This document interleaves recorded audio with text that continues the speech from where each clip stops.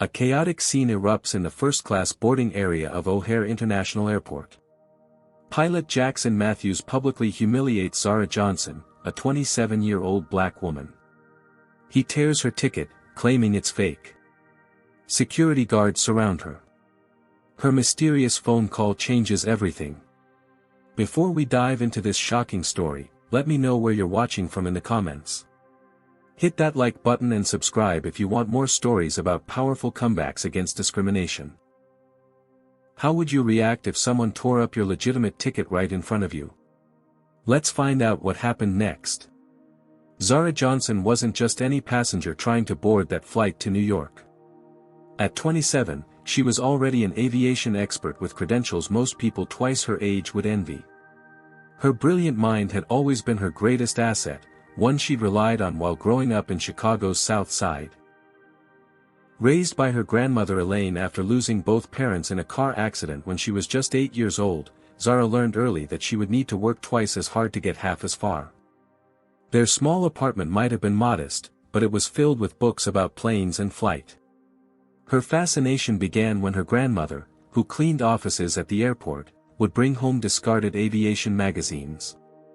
"The sky has no prejudice, Zara," Grandma Elaine would say. "Up there, it's all about what you know, not what you look like." Those words carried Zara through the difficult years of high school, where she excelled despite being one of few black students in advanced placement classes.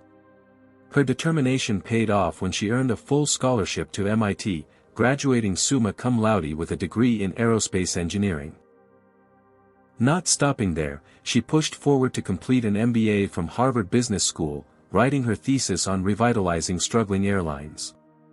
What no one at O'Hare knew that fateful day was that Zara had recently inherited Skyline Airways from her grandfather Calvin Johnson, a man who had built the regional airline from nothing, only to see it struggle in his final years. On his deathbed 3 months ago, he had clasped her hand and whispered, "Fix it, Zara. I know you can." The airline was $50 million in debt and facing bankruptcy proceedings within the month. Larger carriers were circling like vultures, waiting to pick apart the routes and assets for pennies on the dollar. The board of directors, mostly old friends of her grandfather, seemed resigned to the inevitable collapse. But Zara had a plan.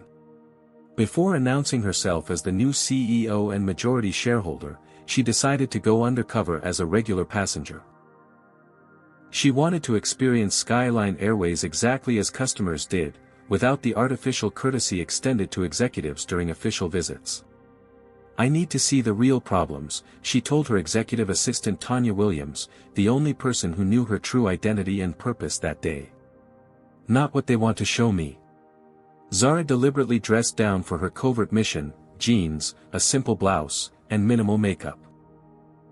Her natural hair was styled in a neat afro, a look she had only recently begun embracing in professional settings. She carried a backpack rather than her usual leather briefcase. The systematic issues began immediately. At the check-in counter, the agent looked past her to help a white businessman who had arrived after her. When she finally received attention, the agent's tone was curt, bordering on rude. "Economy is that way," he said, pointing to another line despite her first-class ticket. "My ticket is for first class," Zara corrected politely. The agent examined her documentation with obvious suspicion before reluctantly checking her in. As she walked away, she overheard him mutter to a colleague, probably using someone else's miles. Similar microaggressions continued as she moved through the airport. A flight attendant directed her to the general boarding area when she approached the first-class lounge. The lounge attendant scrutinized her ID for a full minute before allowing entry. Inside, Zara took careful notes on her phone, documenting every interaction. The service was inconsistent at best, discriminatory at worst. She observed how white passengers received prompt attention while others waited. One flight attendant referred to a Middle Eastern family as "those people" when speaking to a colleague. These aren't isolated incidents, Zara realized. This is systemic. Despite the mounting evidence of problems, Zara felt a surge of determination.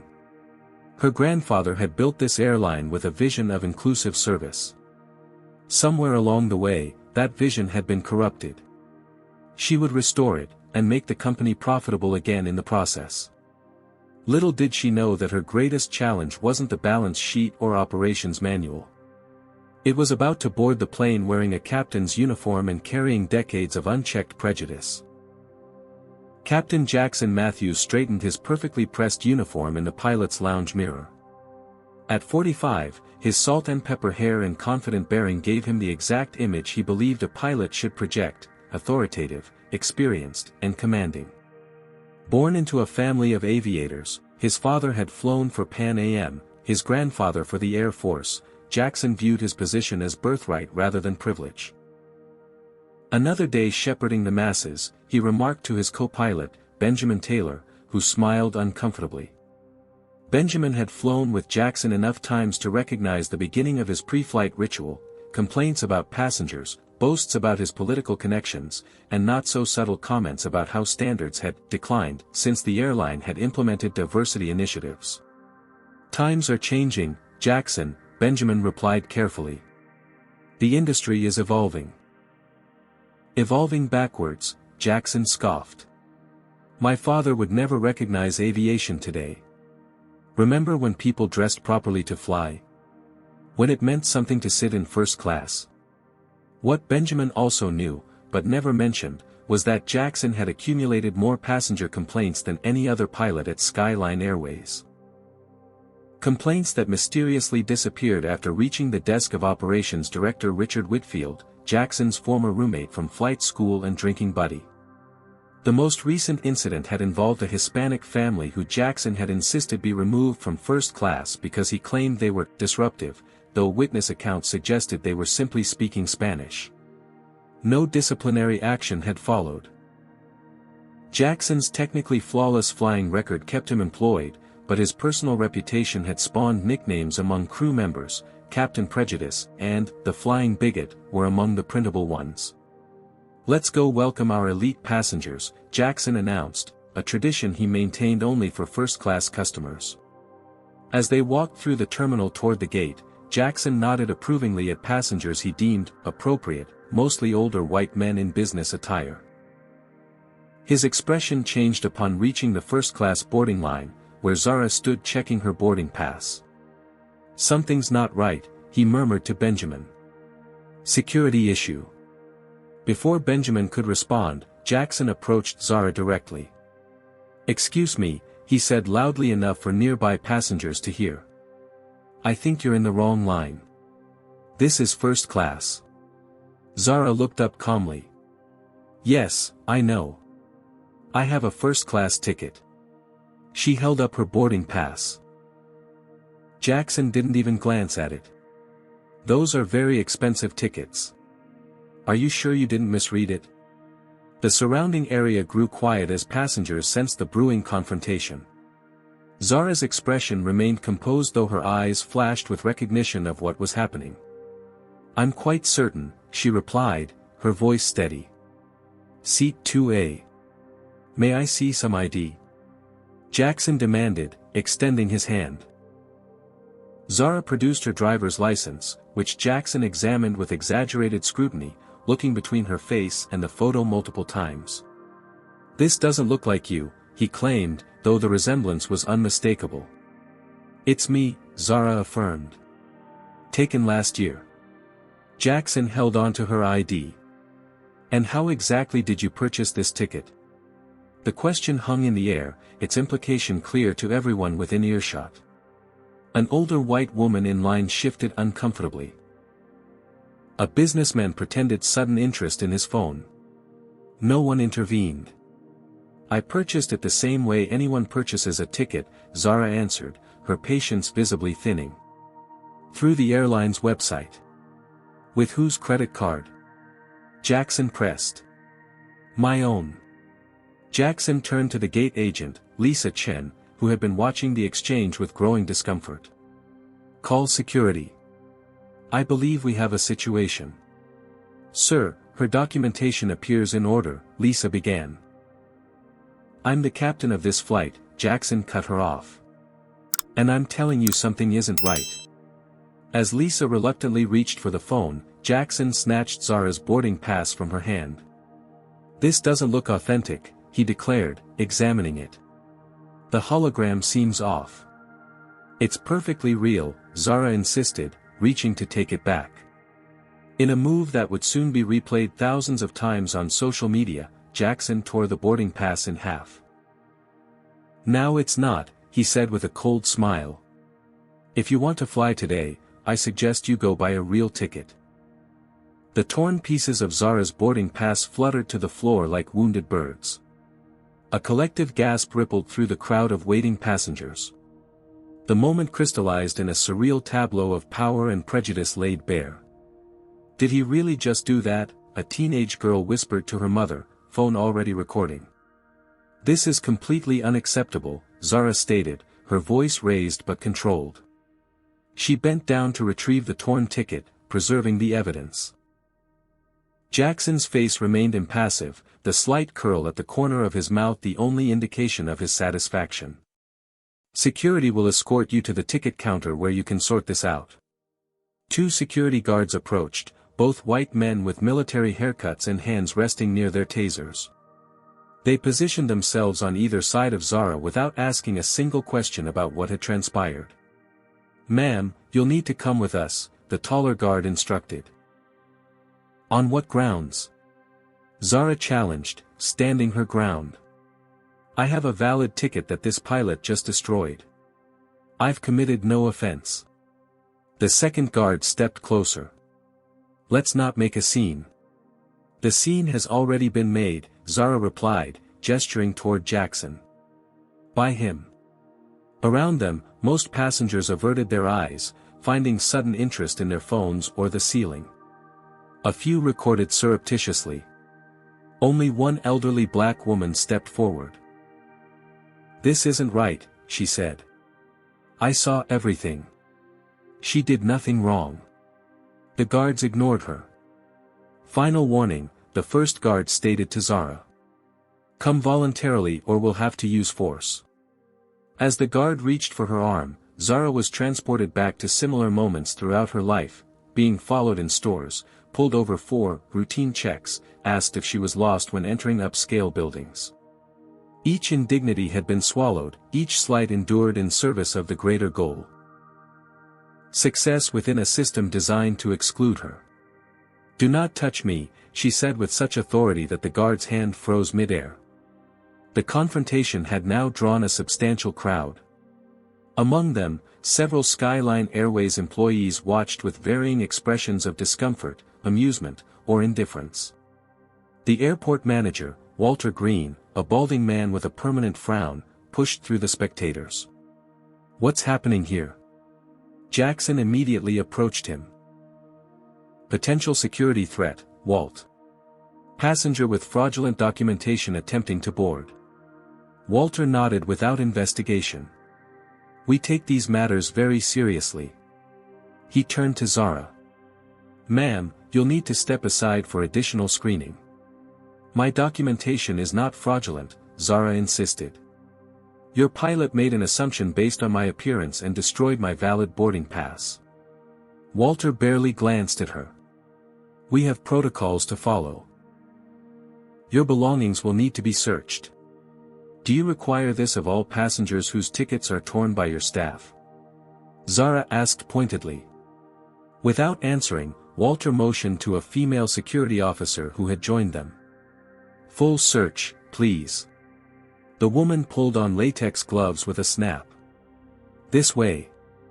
As Zara's backpack was emptied onto a nearby table, its contents displayed like evidence of criminality, a memory surfaced from her second year at MIT. She had been the only black student presenting at an engineering symposium.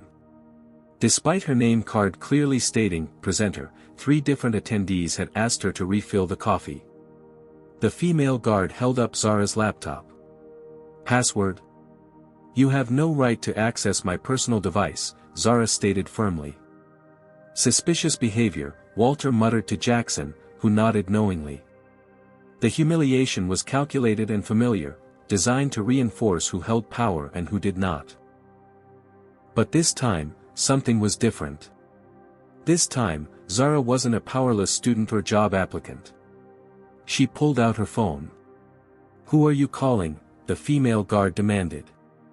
"My attorney," Zara bluffed, though she was actually calling Tanya. The atmosphere shifted subtly as Zara spoke into the phone. "Yes, Tanya.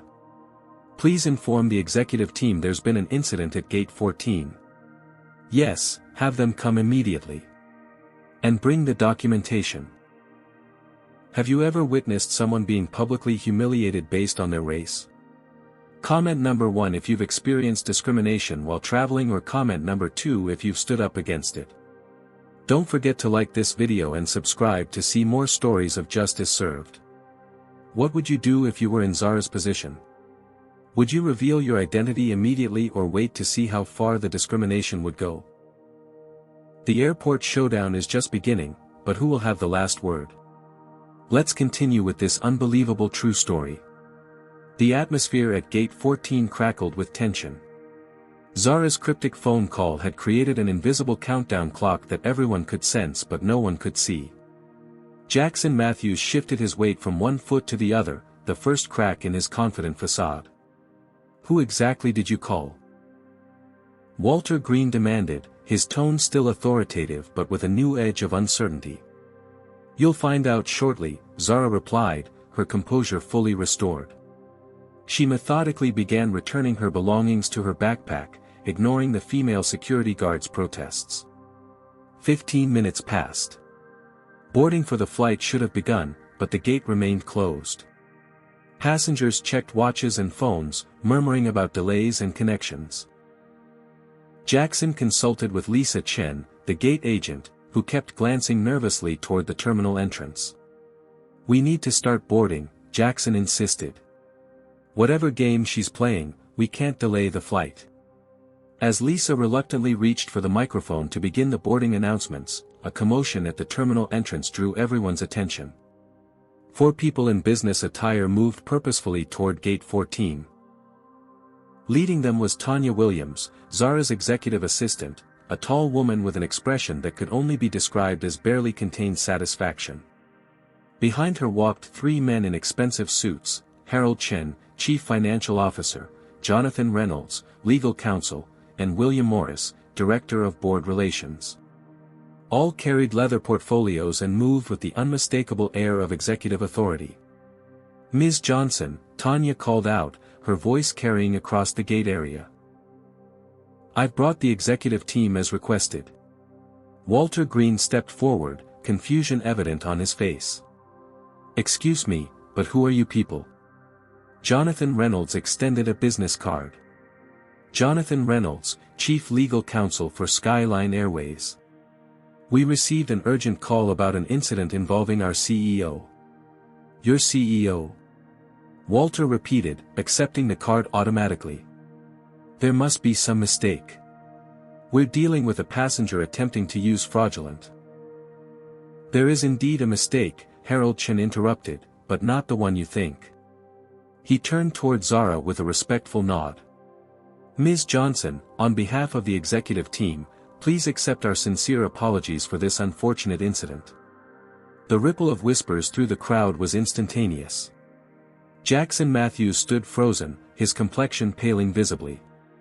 "CEO?" he finally managed.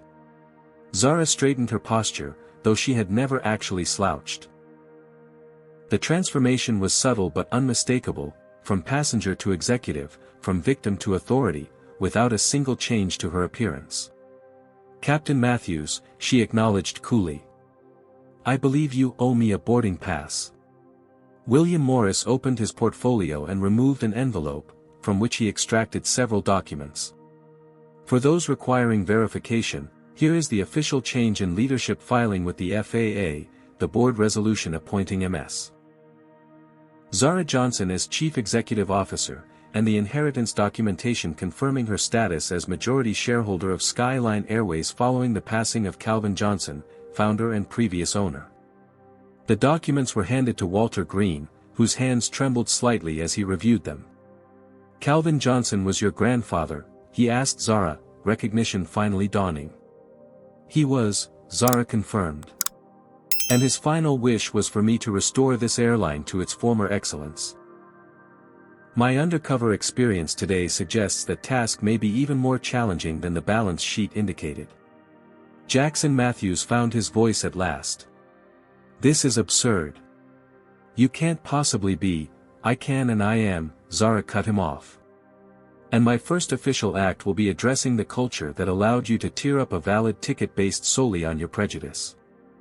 The memory of her grandfather's final days flooded back, his weathered hand gripping hers, his voice weak but determined. The airline's not just failing financially, Zara, he had told her. Somewhere along the way, we lost our soul. The people I trusted, they changed things when I got sick. Made it about money instead of service. Promise me you'll make it right. She had promised, never imagining the depth of the problem. Jackson stepped closer, lowering his voice. Look, there's clearly been a misunderstanding. If I'd known who you were. That's precisely the problem, Captain Matthews, Zara replied, her voice clear enough for nearby passengers to hear. Your behavior shouldn't change based on who you think someone is. Every passenger deserves respect, regardless of their title or appearance. Walter Green, sensing the shifting power dynamic, attempted damage control. Ms. Johnson, please accept my deepest apologies for this unfortunate incident. Had we known, again, missing the point, Zara interrupted. The fact that you're only apologizing because of my position rather than because your staff was wrong tells me everything I need to know about how this airline currently operates. She turned to address Jackson directly. Captain Matthews, I require a public apology for your actions today, not to me personally, but to everyone who witnessed your behavior and received the message that discrimination is acceptable on Skyline Airways. Jackson's jaw tightened, a muscle twitching near his temple. The gate area had gone completely silent, passengers and staff alike witnessing a moment of reckoning. I was following security protocols, he insisted. It had nothing to do with your race.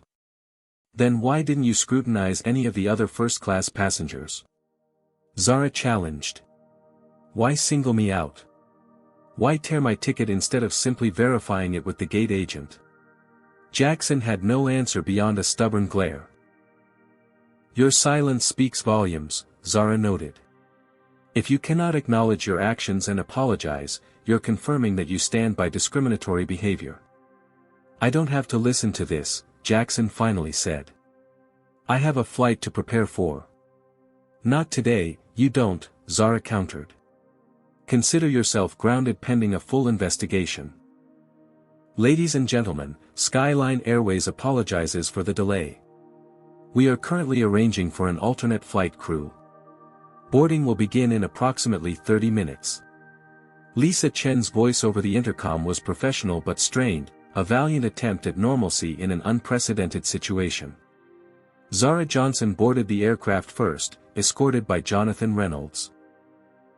The standard pre-boarding courtesy extended to her not because of her newly revealed position but because Reynolds insisted, a small act of restoration after her public humiliation. As she settled into seat 2A, the very seat printed on her torn boarding pass, the whispers and glances from other passengers were impossible to ignore. Some were surreptitiously recording on their phones. Others pretended not to stare while doing exactly that. A few approached with sympathetic comments or congratulations, which she acknowledged with gracious but brief responses. The flight attendants moved through the cabin with forced smiles, their discomfort palpable. Each interaction with Zara was painfully overcorrect, their fear of making the slightest misstep evident in every word and gesture.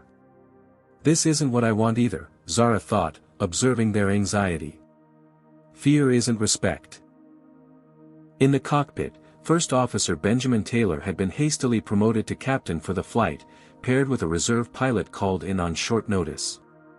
As Benjamin completed his pre-flight checks, his mind replayed the gate confrontation he had witnessed but failed to intervene in. I should have said something, he admitted to the reserve pilot. I've seen Jackson do this before. Not usually this extreme, but the pattern was there.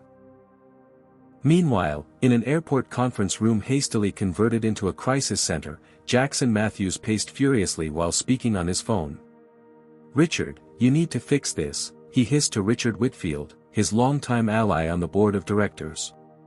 "She can't just walk in and start firing people. There are procedures." "She hasn't fired you yet," Richard pointed out. "Just grounded you pending investigation. Which, frankly, gives us time to respond strategically." "Strategic response?" "She humiliated me in front of passengers and crew. After you tore up her ticket," Richard reminded him dryly. "Not your finest moment, Jackson. How was I supposed to know she was Calvin's granddaughter? Nobody told me he had appointed a successor, let alone some diversity hire straight out of grad school." Richard's sigh was audible even through the phone. "First, watch your language even in private. Second, she's not just some graduate, she has dual degrees from MIT and Harvard Business School. Third, she legally owns 58% of the company. This isn't a diversity appointment, it's inheritance. So what's the plan?" Jackson demanded. "The plan is to welcome her officially, appear supportive, and then quietly undermine her until she sells. She's young and inexperienced in airline operations. She'll make mistakes. We document those mistakes and present them to the minority shareholders as evidence of incompetence. And if that doesn't work?" Richard's voice lowered. "There are other ways to make someone's position untenable. Trust me." As her flight cruised at 35,000 feet, Zara reviewed the incidents of the day in a document on her laptop. What had begun as a customer experience assessment had evolved into something far more troubling. Evidence of systemic discrimination throughout the company culture. Her phone chimed with a message from Tanya: "Emergency board meeting called for tomorrow morning, 8 a.m. Richard Whitfield organizing." A quick internet search confirmed what Zara had suspected. Richard Whitfield, operations director and board member, had a long-standing friendship with Jackson Matthews dating back to flight school. Their social media showed them hunting together, attending sporting events, and vacationing with their families. "The network is revealing itself," Zara murmured.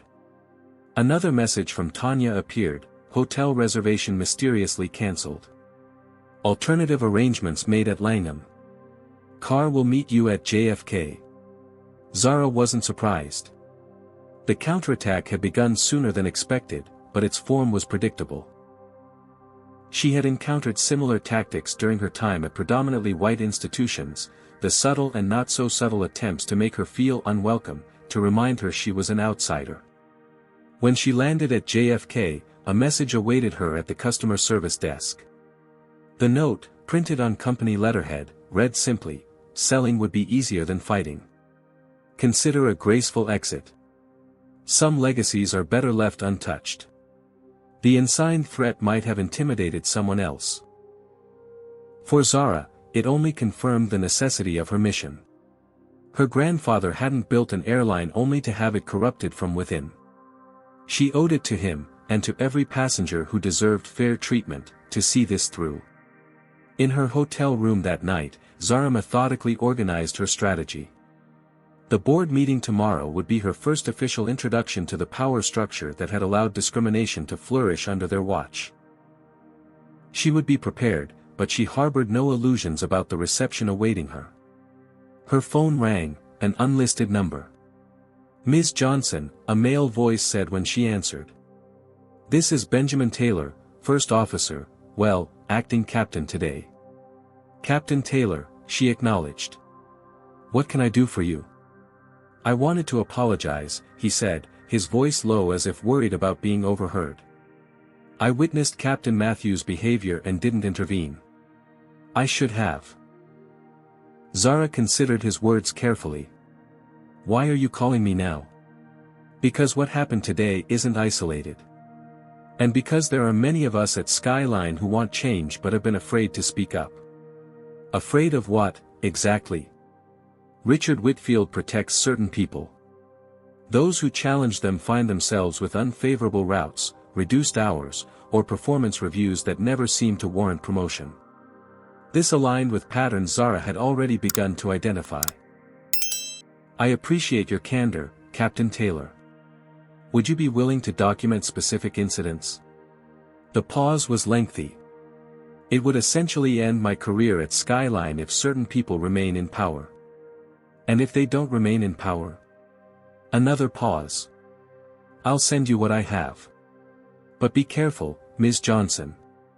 They won't surrender control easily." After the call ended, Zara stared out the window at the New York skyline.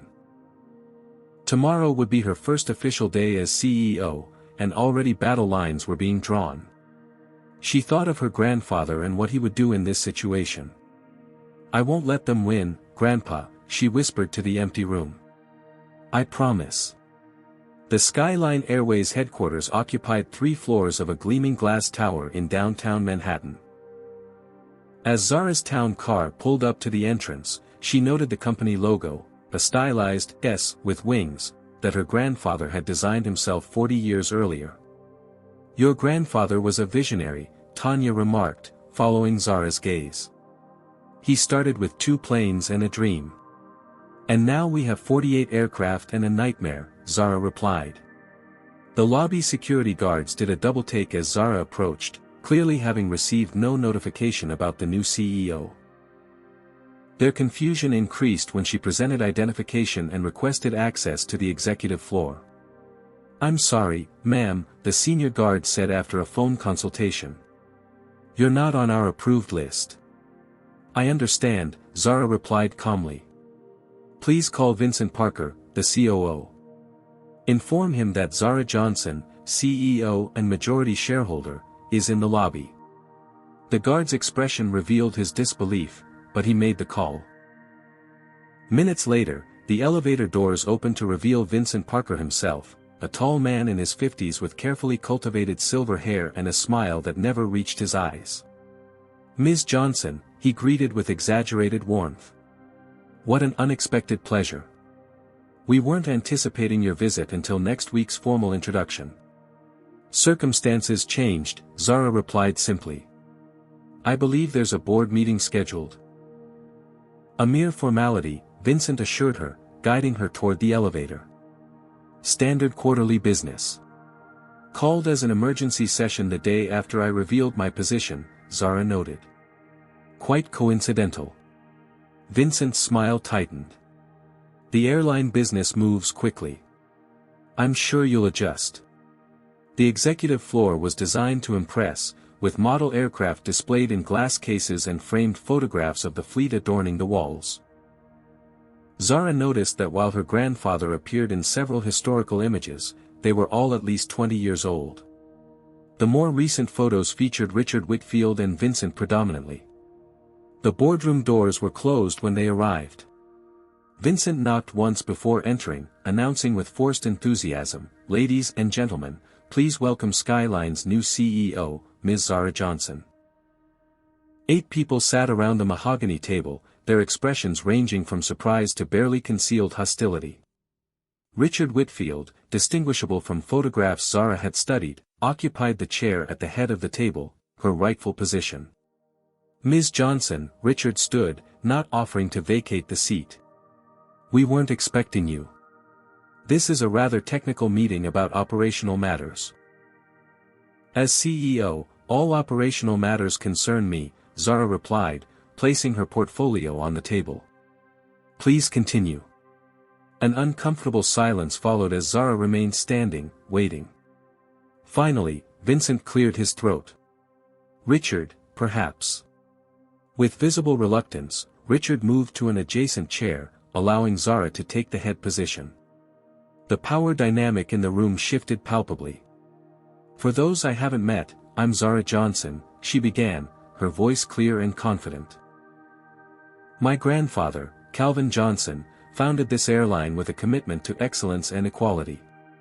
Before his death, he entrusted me with restoring both." "With all due respect," interrupted a woman Zara identified as Barbara Winters, Chief Marketing Officer, "airline management requires specialized experience. Your background is primarily academic." My background includes an aerospace engineering degree from MIT, an MBA from Harvard Business School with a specialization in airline industry economics, and lifelong mentorship from the founder himself, Zara countered. But more importantly, I spent yesterday experiencing our airline as a customer, something I suspect few in this room have done incognito. She opened her portfolio and distributed copies of a document. This preliminary analysis identifies 37 areas of immediate concern, from customer service deficiencies to potentially discriminatory practices in hiring and promotion. The board members flipped through the report with expressions of increasing discomfort. "This is hardly comprehensive," Richard objected. "One day of observation can't possibly, it's not meant to be comprehensive," Zara cut in. "It's meant to be a starting point for the complete cultural and operational overhaul this airline requires." Vincent exchanged glances with Richard. "While we appreciate your enthusiasm, Ms. Johnson, Skyline Airways has established procedures and traditions that have served us well." "Have they?" Zara challenged. "Our market share has declined 18% in 5 years. Customer satisfaction ranks second to last among regional carriers. Employee turnover exceeds industry averages by 22%. She turned to the next page in her report. "And perhaps most troublingly, our diversity metrics show that while 65% of our ground staff are people of color, they represent less than 7% of management. The last 6 discrimination complaints were settled confidentially without investigation. Those matters were handled according to company policy," Richard stated flatly. "Then company policy will change," Zara replied. "Effective immediately." Richard's expression darkened. "The board must approve significant policy changes." "Actually," Zara corrected, "as majority shareholder and CEO, I have broad authority to implement operational changes without board approval. Your role is advisory and oversight, not executive." She placed another document on the table. "This is my vision for Skyline Airways 2.0. I'll be implementing these changes over the next 6 months." As the board members read through her comprehensive transformation plan, which included diversity initiatives, customer service overhauls, and financial restructuring, the atmosphere in the room grew increasingly tense. "This is radical," Barbara Winters finally said. "No," Zara corrected. "This is necessary." Richard closed his copy of the document with a sharp snap. "While this discussion has been illuminating, we have an actual agenda to cover." "Vincent, the FAA compliance report." Vincent shifted uncomfortably. "Yes, well, we're facing some challenges with our upcoming inspection. Documentation discrepancies have emerged." "What kind of discrepancies?" Zara asked. "Maintenance records, training certifications, standard paperwork that's somehow been misplaced." "Nothing to be concerned about, we're handling it." "Missing safety documentation before a federal inspection is absolutely something to be concerned about," Zara insisted. "When was this discovered?" "This morning," Vincent admitted. "Convenient timing," Zara observed. The remainder of the meeting proceeded with excruciating tension. With each agenda item, it became increasingly clear that information was being deliberately obscured from her. References to previous discussions were vague, important details were glossed over. As the meeting concluded, Zara remained seated, signaling the board members to stay. One final item. A video from yesterday's incident at O'Hare has been posted online. It currently has 300,000 views and growing.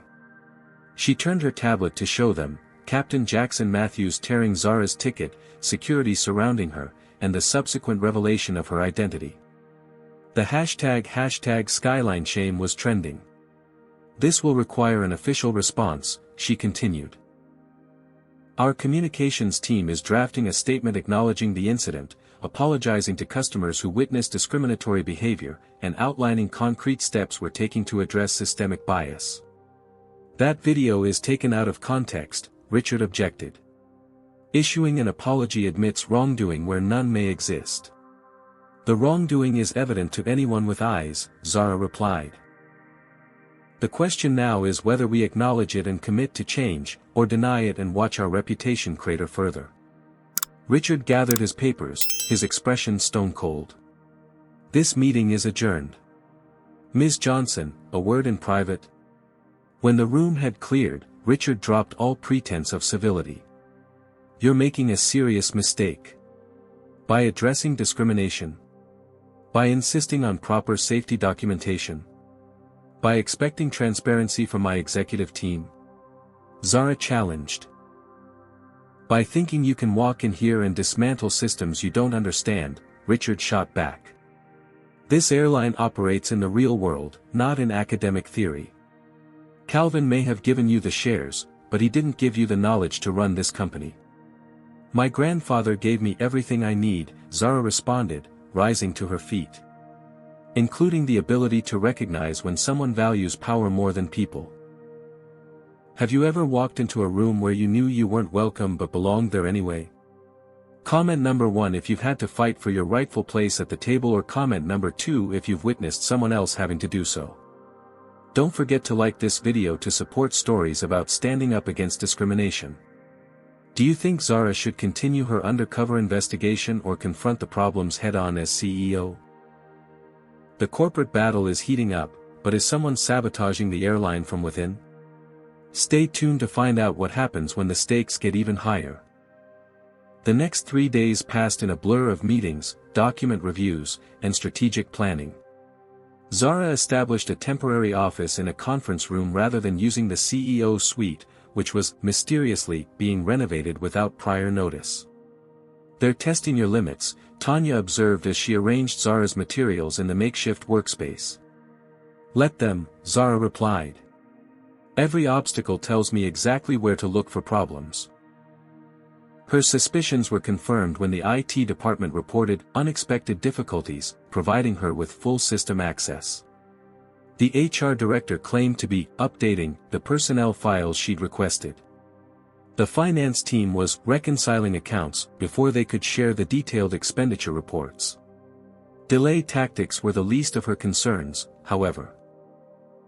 The missing safety documentation for the upcoming FAA inspection potentially jeopardized the airline's operating certificate, the regulatory equivalent of a death sentence for a carrier already struggling financially. On Wednesday evening, Zara was reviewing maintenance logs when a knock came at the conference room door. Maya Rodriguez, chief engineer, entered hesitantly. At 36, Maya was one of the youngest department heads and one of the few women in a technical leadership role. Ms. Johnson. Do you have a moment? Zara gestured to a chair. Of course. And please call me Zara. Maya glanced nervously at the door before sitting. I need to speak with you about the missing documentation. I'm listening. Something isn't right, Maya began. I personally completed those certifications last month. Triple copies, digital backups, printed files, and the official FAA submissions. All 3 versions have vanished. Zara leaned forward. That seems statistically improbable. It's impossible without deliberate action, Maya stated flatly. Someone systematically erased the digital files, removed the physical copies from our secure storage, and somehow intercepted the submissions to the FAA. Do you have any idea who would have access to all 3 systems? Maya hesitated. Only 4 people, myself, Vincent Parker, Richard Whitfield, and... She trailed off. And who? Jackson Matthews. He chairs the safety committee. The pieces were beginning to align. Have you shared your concerns with anyone else? I tried telling Vincent yesterday. He said I was being paranoid and should focus on recreating the documents before the inspection. Can you recreate them in time? Maya shook her head. Not properly. The inspection protocol requires documentation of processes completed weeks ago. We can't backdate without falsifying records, which is a federal offense. So without those original documents, we fail the inspection, Zara concluded. And if we fail, the FAA can ground our entire fleet pending full compliance. The implications were staggering. A grounded fleet meant no revenue, refunds for cancelled flights, and contractual penalties, potentially tens of millions in losses for an airline already teetering on bankruptcy. "Thank you for coming to me," Zara said. "I need to ask you to keep this confidential while I investigate." After Maya left, Zara called Devon Carter, the recently hired financial officer who had no ties to the old guard. "Devon, I need everything you have on our cash reserves and credit lines. How long could we operate if revenue suddenly stopped?" His answer confirmed her fears, less than 2 weeks before complete financial collapse. That night, Zara, Devon, and Maya worked until nearly midnight, creating a comprehensive map of the missing documentation and potential recovery strategies. They were preparing to leave when Tanya rushed in. "You need to see this," she said, handing Zara a tablet. On screen was an email accidentally sent to Tanya instead of another executive assistant with a similar name. The message, from Vincent to Richard, read, "Are documents secured? J confirms FAA Inspector Thompson will conduct thorough review. Timeline accelerated to Friday. Arrangements made for media presence. Anticipate significant stock impact following failed inspection and safety concerns. Buyout offer ready as discussed." They're deliberately sabotaging the inspection, Zara realized. And they've somehow influenced the inspector. "That's a federal offense," Devon pointed out. "Only if we can prove it," Zara replied. "We need evidence, not suspicion." Maya looked up from her computer. "The system automatically creates access logs for the document storage room. If someone physically removed those files, there would be a record." Within an hour, they had their first concrete evidence. Jackson Matthews had accessed the secure document room at 11:42 p.m. last Friday, hours after the confrontation at O'Hare and immediately following a 20-minute phone call with Richard Whitfield. "This isn't coincidence," Devon stated. "It's conspiracy." Zara made a decision. "We need to split up." Devon, track the money, any unusual transfers, preparations for stock sales, evidence of financial manipulation. Maya, work with your most trusted engineers to recreate as much documentation as possible legitimately. Tanya and I will handle Vincent. The confrontation with Vincent Parker occurred in his office the following morning. Zara arrived unannounced, with Tanya recording minutes as witness. "The missing documentation has been located," Zara announced without preamble. Vincent's surprise seemed genuine. "That's excellent news. Where was it?" "The access logs show it was removed from secure storage by Jackson Matthews Friday night. What I'd like to know is where it went afterward." Vincent's expression hardened. "I'm not sure what you're implying." "I'm not implying anything. I'm directly stating that 3 people had both motive and opportunity to sabotage this airline's FAA inspection: you, Richard Whitfield, and Jackson Matthews." "That's an outrageous accusation," Vincent replied, his voice rising. "You can't possibly think, what I think," Zara interrupted, "is that the coincidental timing of documents disappearing immediately after I revealed my position suggests coordination. The email you mistakenly sent to my assistant confirms it." Vincent's face paled slightly. "What email?" Tanya handed him a printout. As he read it, his professional demeanor crumbled. This was private communication. "About a criminal conspiracy," Zara corrected. "The question now is whether you'll be a co-conspirator or a whistleblower." Vincent's eyes darted to the door as if calculating escape routes. "You don't understand what you're up against. Richard has connections throughout the industry. Jackson's family has political influence. They'll destroy you." "They're already trying," Zara replied. "The difference is, I'm willing to fight in the open." "Are they?" After a long moment, Vincent slumped in his chair. "What do you want to know?" "Everything. Starting with where the documents are and what you promised FAA Inspector Thompson." The confession took nearly an hour. The plan, conceived by Richard and executed by Jackson with Vincent's reluctant assistance, was comprehensive. Remove critical safety documentation, ensure a particularly stringent FAA inspector was assigned to the case, guarantee maximum publicity for the failed inspection, then watch Skyline stock price plummet. The minority shareholders would panic and sell, Vincent explained. Richard's holding company would buy the shares at rock-bottom prices. Once he controlled enough equity to challenge your majority position, he'd force a board vote to remove you. And what happens to the airline's reputation after a failed safety inspection? Zara demanded. Vincent shrugged helplessly. Collateral damage. Richard believes he can rebuild it afterward. After putting passengers at potential risk? After destroying my grandfather's legacy? Business is ruthless, Vincent offered weakly. This isn't business, Zara countered. It's sabotage and fraud. With Vincent's cooperation secured through a combination of legal threats and promises of leniency, the team worked through the night to locate the hidden documentation and prepare for the final confrontation. Maya led a team to authenticate and organize the recovered files. Devon compiled financial evidence showing unusual stock option activities in accounts linked to Richard.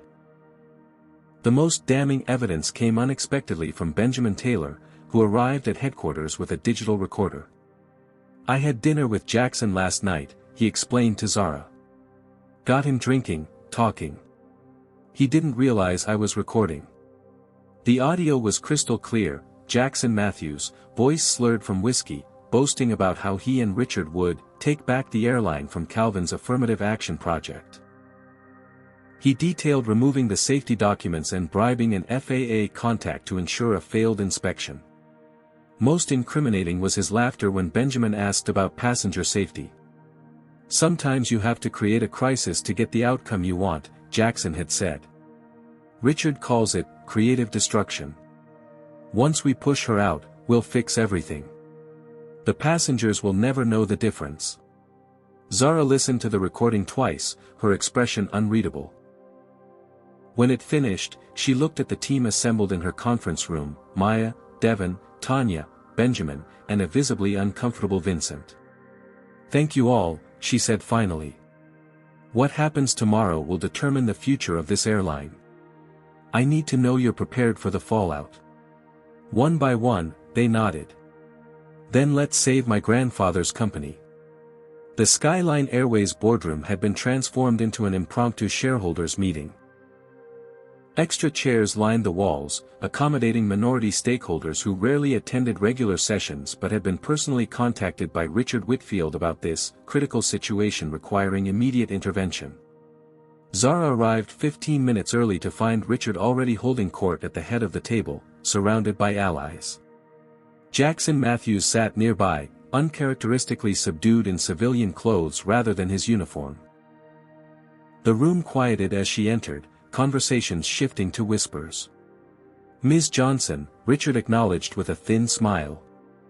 I'm afraid we've had to call this extraordinary session given the circumstances. Which circumstances would those be, Richard? Zara asked calmly, taking a seat opposite him. The impending regulatory crisis, for one. The viral public relations disaster, for another. The stock price has fallen 18% since your altercation with Captain Matthews became public. Several shareholders murmured with concern. Interesting priorities, Zara noted. Safety documentation goes missing before a critical inspection, but you're more worried about stock prices. Richard addressed the room rather than responding directly. Ladies and gentlemen, we'll begin promptly at 10. The agenda includes a review of recent events and a vote on temporary leadership during this transition period. The implication was clear. This meeting had been orchestrated to remove Zara from her position. Despite holding majority shares, a unified front from the board and minority shareholders could create significant operational obstacles. At precisely 10 o'clock, Richard called the meeting to order. Before we address specific agenda items, I'd like to frame today's discussion. Skyline Airways faces unprecedented challenges that require experienced leadership and industry relationships. While we respect Calvin Johnson's wishes regarding succession, recent events suggest the need for a more traditional transition plan. He gestured to a PowerPoint presentation titled, Stabilization Strategy. The first slide showed plummeting stock prices alongside unflattering screenshots from the viral video. Our analysis indicates 3 critical failures in the past week alone, Richard continued. First, a public confrontation that has damaged our brand identity. Second, an attempted overhaul of established company procedures without proper consultation. Third, and most concerning, the mismanagement of essential safety documentation before a mandatory FAA inspection. Jackson Matthews stood to address the shareholders. As Skyline's most senior pilot and safety committee chair, I feel obligated to share my professional concerns. The missing documentation represents a fundamental breakdown in operational oversight, precisely the kind of basic error that occurs when leadership lacks relevant experience. His performance was practiced, his tone regretful rather than accusatory. Several shareholders nodded in agreement. Furthermore, Jackson continued, Ms. Johnson's behavior since assuming control has created a hostile work environment. Veteran employees are being sidelined, established protocols ignored, and unfounded accusations leveled without evidence. Richard reclaimed the floor. Given these circumstances, we propose a temporary leadership committee comprised of experienced industry professionals who can guide Skyline through this regulatory challenge and re-establish stakeholder confidence. The room erupted in supportive murmurs. The carefully orchestrated presentation had achieved its intended effect, creating the impression of crisis and offering a convenient solution. Throughout the entire performance, Zara remained silent, taking measured notes. Only when Richard finally asked if she wished to respond did she look up. I appreciate this comprehensive overview, she began, her voice steady. Before I address these specific concerns, I'd like to welcome 2 additional participants who I believe will contribute valuable perspective. She gestured toward the door, where Maya Rodriguez and Devin Carter entered, carrying several folders. For those who haven't met them, this is Maya Rodriguez, our chief engineer, and Devin Carter, financial officer. They've been investigating the issues Mr. Whitfield and Captain Matthews just described. Richard's confident expression faltered slightly. This meeting is for shareholders and board members only. As CEO, I'm entitled to bring relevant experts to inform our discussions, Zara countered. And their information is extremely relevant. She nodded to Devin, who distributed documents to everyone present. These records show exactly what happened to our safety documentation. The secure storage access logs, surveillance footage, and system modification timestamps tell an interesting story. The room fell silent as shareholders reviewed the evidence.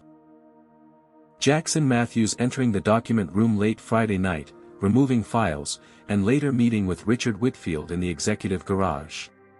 Coincidentally, Zara continued, this occurred hours after I revealed my identity at O'Hare and immediately following a phone call between Captain Matthews and Mr. Whitfield. Richard attempted to regain control. These materials aren't on the agenda and present a misleading. I believe the shareholders deserve complete information before voting on anything, Zara interrupted. Especially evidence of potential corporate sabotage. She signaled to Maya, who cued an audio recording. Jackson Matthews' voice filled the room, slurred but unmistakable, sometimes you have to create a crisis to get the outcome you want. Richard calls it, creative destruction. Once we push her out, we'll fix everything. The passengers will never know the difference. Color drained from Jackson's face. Richard stood abruptly. This recording was obtained illegally and taken out of context. It was obtained by a concerned employee who witnessed potential safety violations, Zara corrected. And the context seems remarkably clear. She turned to address the stunned shareholders directly. What you're witnessing isn't a failure of my leadership, but a coordinated attempt to undermine it, even at the cost of the airline's safety rating and public trust. Devin distributed a second document. This financial analysis shows unusual stock option activities from holding companies connected to Mr. Whitfield, positioning him to profit significantly from a sharp decline in Skyline's value. "This is absurd," Richard sputtered. "You can't possibly believe."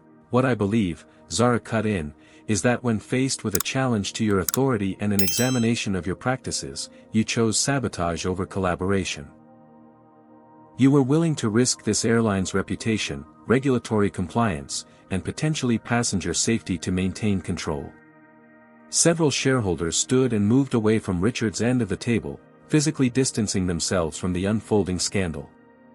Jackson, seeming to realize the tide had turned, attempted damage control. "I may have spoken inappropriately after drinks, but I would never actually compromise safety protocols." "The evidence suggests otherwise," Zara replied. "And I believe the FBI agents waiting outside would be very interested in your explanation, particularly regarding communications with FAA Inspector Thompson." The mention of federal agents sent a visible shockwave through the room. Richard grabbed his portfolio and headed for the door, only to find it opening to admit Vincent Parker. "Going somewhere, Richard?" Vincent asked. "I believe you'll want to stay for the vote." Richard froze, looking between Vincent and Zara with dawning comprehension. "You turned him." "He turned himself," Zara corrected.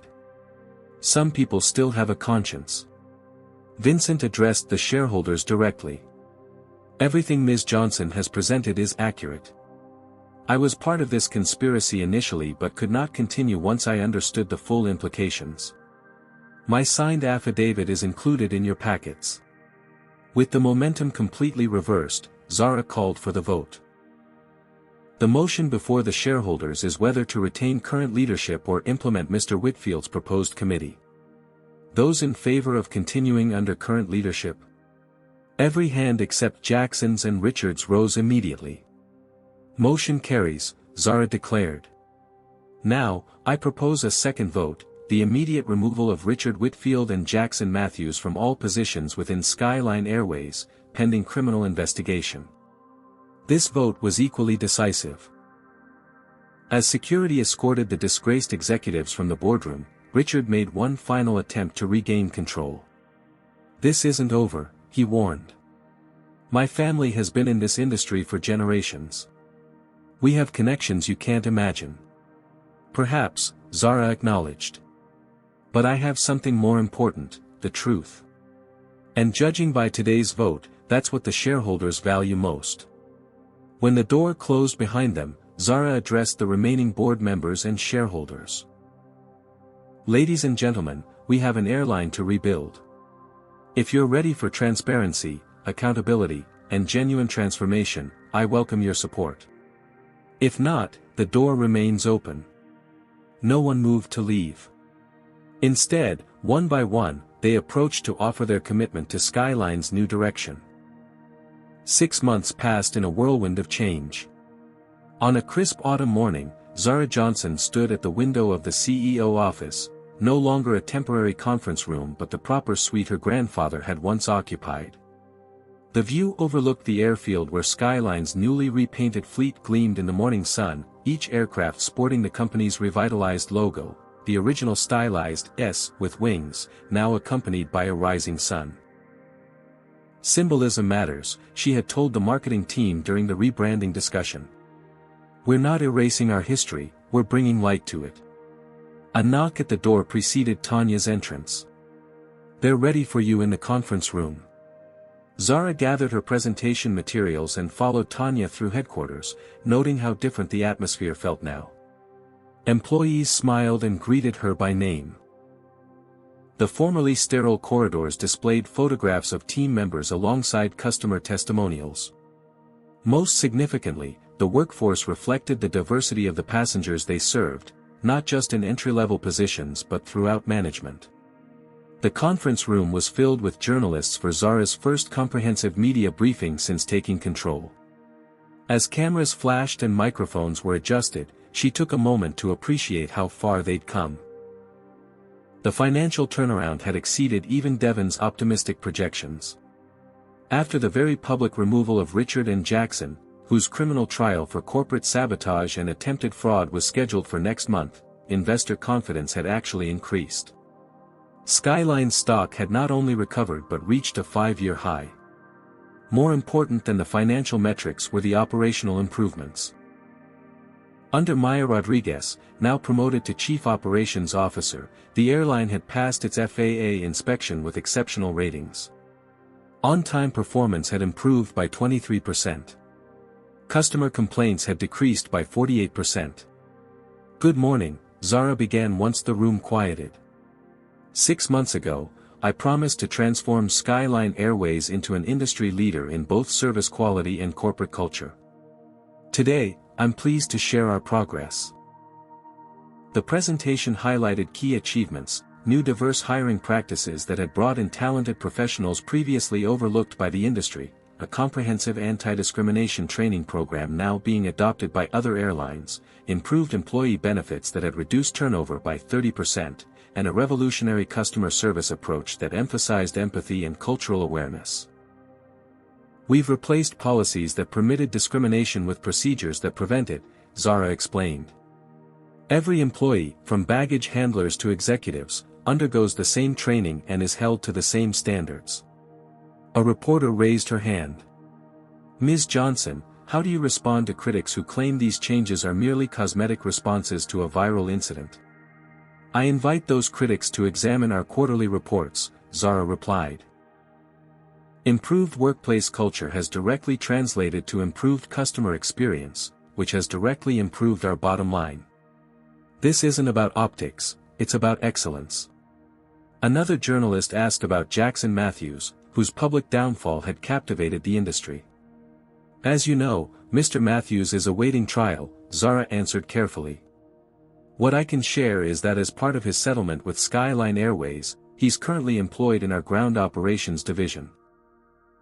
What she didn't elaborate on was the sight of Jackson Matthews, former star pilot and would-be corporate saboteur, now loading baggage onto aircraft, a position he had accepted in lieu of immediate criminal charges. The courts would determine his legal fate, but the poetic justice of his current role wasn't lost on those familiar with the story. Richard Whitfield hadn't fared any better. The evidence of his orchestrated sabotage attempt had triggered an SEC investigation into his other business dealings, revealing a pattern of ethical violations that had resulted in multiple criminal charges. After the press conference, Zara returned to her office to find a gift box on her desk. Inside was a model aircraft, the first plane her grandfather had purchased to start Skyline Airways, along with a note from the original employees who had worked with Calvin Johnson. "Your grandfather would be proud." The sentiment touched her deeply. Calvin Johnson had built Skyline with a vision of making air travel accessible to everyone, regardless of background. Somewhere along the way, that vision had been corrupted by those who valued profit and power over people and principle. That afternoon, Zara visited the Skyline Training Academy to announce her most personal initiative. The Calvin Johnson Scholarship Program for underprivileged youth interested in aviation careers. The program would provide full educational funding and guaranteed internships to 50 students annually, with particular focus on communities historically underrepresented in the industry. "My grandfather believed the sky belongs to everyone," she told the assembled students and staff. "This scholarship ensures that opportunity does too." The famous O'Hare incident, now immortalized in corporate training materials about unconscious bias, had become a turning point not just for Skyline but for the industry. Other airlines had taken note of Skyline's transformation and the corresponding business success, leading to similar initiatives across the sector. That evening, Zara attended the annual Business Leadership Awards, where she had been nominated for Businesswoman of the Year. The ballroom fell silent as her name was announced as the winner. Standing at the podium, looking out at industry leaders who had once dismissed her, Zara felt her grandfather's presence. 6 months ago, I boarded a Skyline Airways flight as just another passenger and was judged not by my ticket but by my appearance, she began. That moment of discrimination nearly destroyed a company my grandfather had built over 40 years. She paused, gathering her thoughts. When faced with prejudice, we have two choices: accept it as inevitable or confront it as unacceptable. Skyline chose the latter, not just because it was right, but because excellence cannot coexist with exclusion. A company culture that permits bias will always underperform one that promotes belonging. Looking toward the future, Zara outlined her vision for Skyline's continued growth, new routes, expanded services, and industry-leading sustainability initiatives.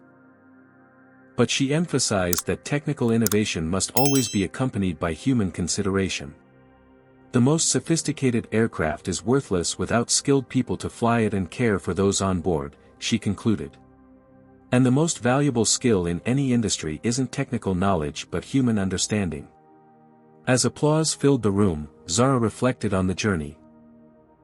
From the humiliation at O'Hare to this moment of recognition, the path had been challenging but necessary, not just for her, but for everyone who had ever been judged by appearance rather than ability. The following morning, Zara boarded a Skyline flight to Chicago, taking her usual seat in 2A. As she settled in, the new captain's voice came over the intercom, "Good morning, passengers. This is Captain Chelsea Washington welcoming you aboard Skyline Airways Flight 237 to Chicago. Our crew is committed to making your journey safe, comfortable, and respectful. Thank you for choosing to fly with us today." Zara smiled, recognizing Chelsea as a recent graduate of their accelerated pilot training program, one of many initiatives making Skyline's workforce the most diverse in the industry. As the aircraft lifted off, Zara gazed out the window at the expanding horizon. Her grandfather had been right, the sky had no prejudice. And now, neither did his airline. This powerful story reminds us that discrimination persists not because of isolated incidents, but because of systems that allow it to flourish. Zara's journey shows that true change requires both personal courage and structural transformation. When faced with prejudice, staying silent only preserves the status quo. By methodically documenting discrimination, gathering allies, and implementing systemic changes, Zara didn't just win a personal battle, she created lasting impact. The most meaningful transformations often begin with moments of humiliation turned into catalysts for change. Zara could have simply fired Jackson and continued business as usual. Instead, she recognized the deeper cultural problems and addressed them completely. Her success proves that ethical leadership and financial performance aren't opposing forces, they're complementary strengths. Remember that discrimination thrives in environments where people fear speaking up. By creating systems where accountability is valued over authority and diversity is seen as essential rather than optional, we can build institutions that truly serve everyone equally. Have you ever witnessed discrimination and wished you could make a difference? What would you have done in Zara's position? Share your experiences in the comments below. If this story resonated with you, please hit that like button and subscribe to support more content that highlights powerful comebacks against prejudice. Share this video with someone who might need encouragement to stand up against discrimination in their workplace or community. Thank you for watching this story of courage, justice, and transformation. May you always find the strength to challenge injustice when you see it, and remember that one person with conviction can change an entire system.